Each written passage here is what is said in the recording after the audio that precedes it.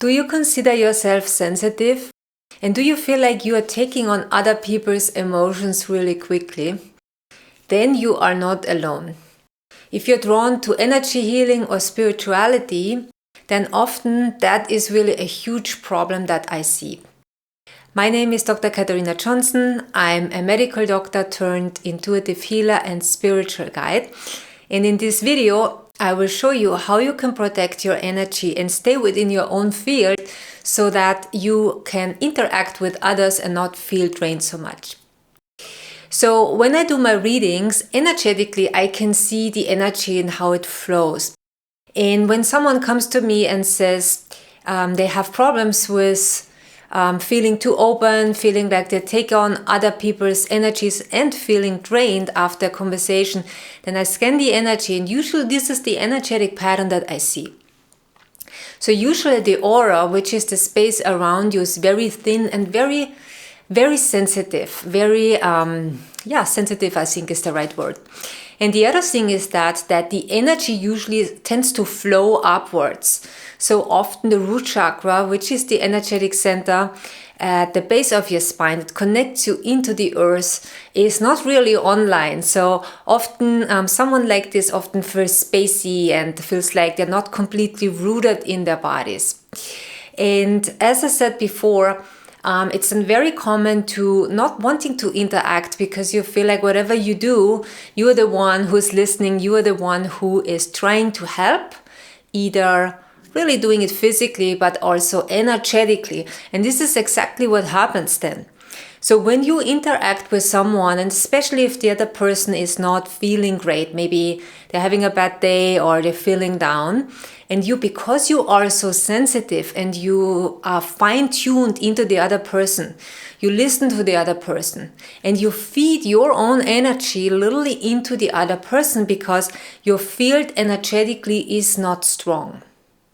Other people love it, and I'm sure that if that's the case for you, if you're one of them and people love to be around you, but for you it's not so great, right? You need to go back home and you need to recharge, and then it takes you a while until your batteries are full again. Now, this is usually a learned behavior, and it's not really your fault because it's something that you have learned in your childhood. Let's say your childhood was one of the childhoods where it wasn't really safe, or maybe you had parents who were maybe alcoholics or they fought a lot. It was just not a safe and comfortable environment.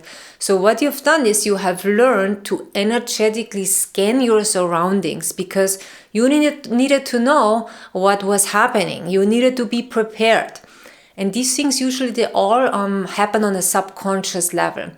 So you have learned to literally energetically abandon yourself and to scan your environment and be not really rooted in your own body. And that's the problem, because when you then go through life, these patterns and these energies stay with you. And by the way, I was the same way. Literally, when I was in college, I know that people would come up to me and tell me their worst things that happened to them, and I would listen to them sometimes literally for hours, and they would energetically dump everything onto me, and they felt great afterwards, but I was so drained and I didn't know how to stop this. I didn't know why were people coming up to me and telling me everything, and it wasn't really a nice thing for me because, as I said, I was so drained afterwards. I didn't understand that people were tuning into my energy as well. Subconsciously, we can feel each other. We're not aware of it, but so many things happen subconsciously. If you are one of the people who always gets to hear all these sad stories and you get then so drained, then other people sense this about you. They literally sense that you have very loose energetic boundaries. And loose energetic boundaries often also means not just the energy around you, but it means that also psychologically that you don't know actually what you want. You don't know where your boundaries are.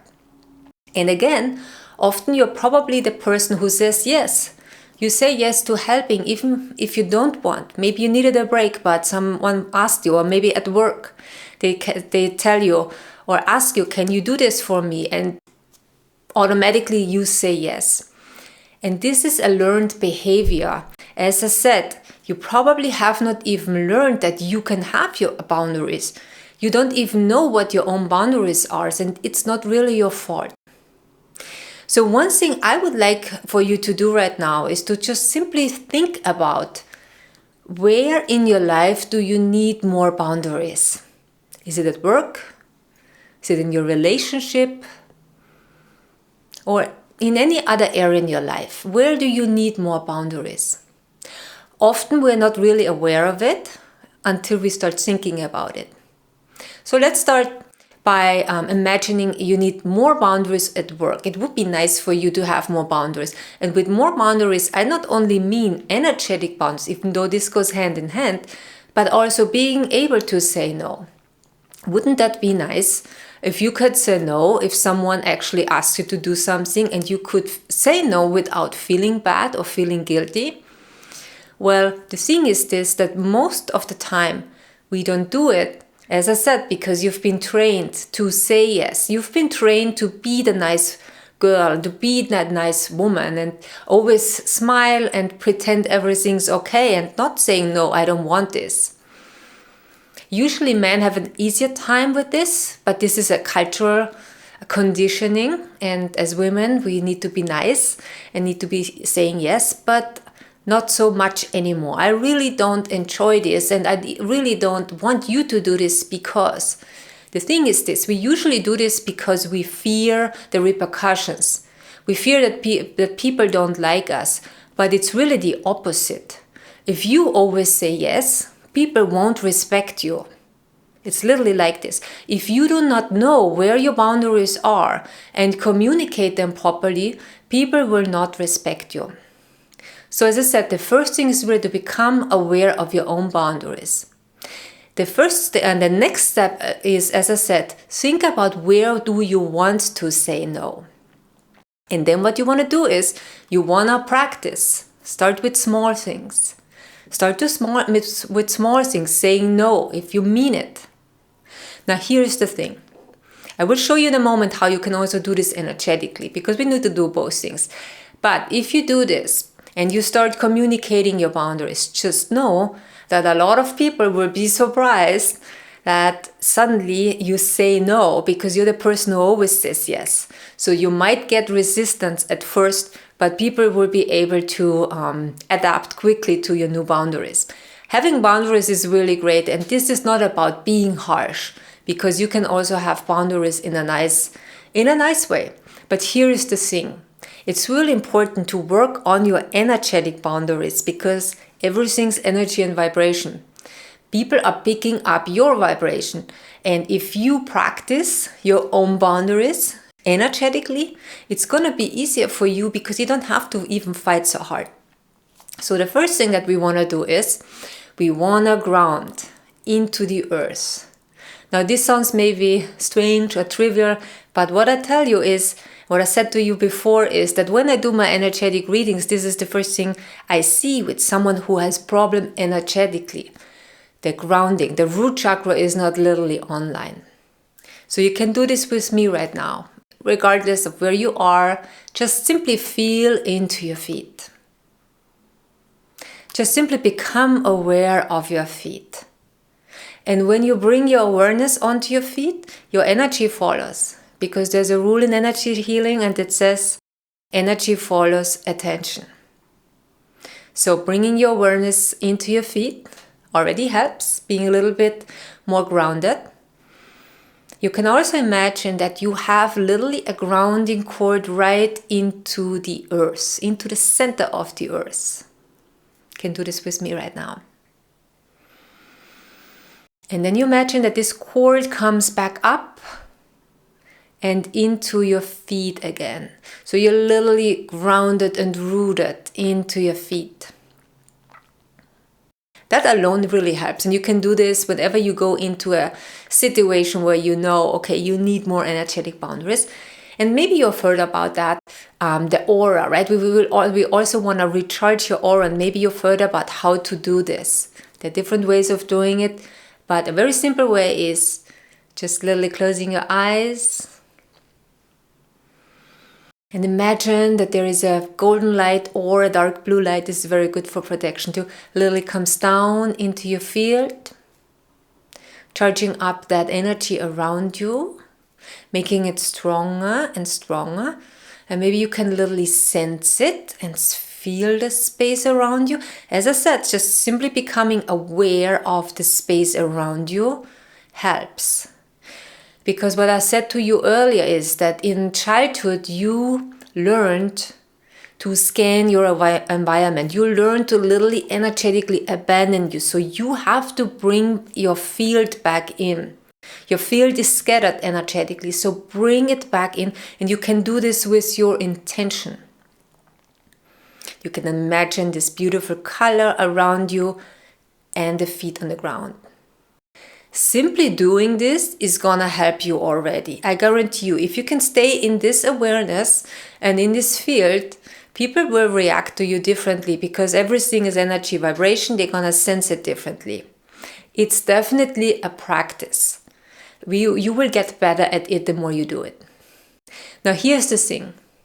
What if I showed you a way where you don't even need to have these boundaries anymore?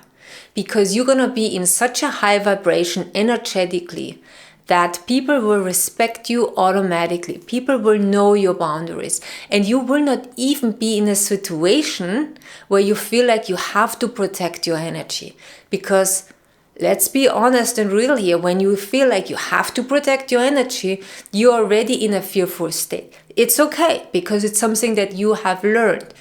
But you can also learn to open your energetic field in such a way that you are literally going beyond that fearful state that you have to protect your energy. And you do this through the energy of the heart. The heart is an amazing, amazing organ. And it also the energy field around it, which is the heart chakra. It's so powerful. It is 5,000 times stronger than the energetic field in your brain. And when you learn to open it and stay in this wonderful space, you're literally transcending duality. So what do I mean by this? You are going beyond having to protect yourself, beyond the idea that something's attacking you, because you are in a state of high vibration and frequency. And when you learn to open your heart in such a way, you never need to protect your energetic boundaries anymore because you have literally transcended it. And that's what I've done. And that's amazing. It really works and people will react to it. And you actually will be able to be more of help in that way. So I'm saying this because it's not about not being of help anymore. It's doing and giving help in a different way, in a different quality, because when you have your heart that wide open, you have more compassion. But you do this in a way that doesn't drain you. It actually recharges you.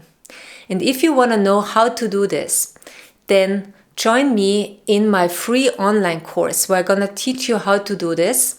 And we also have a very supportive community called Soul Family, where you can connect with like-minded people, and we will also have live events.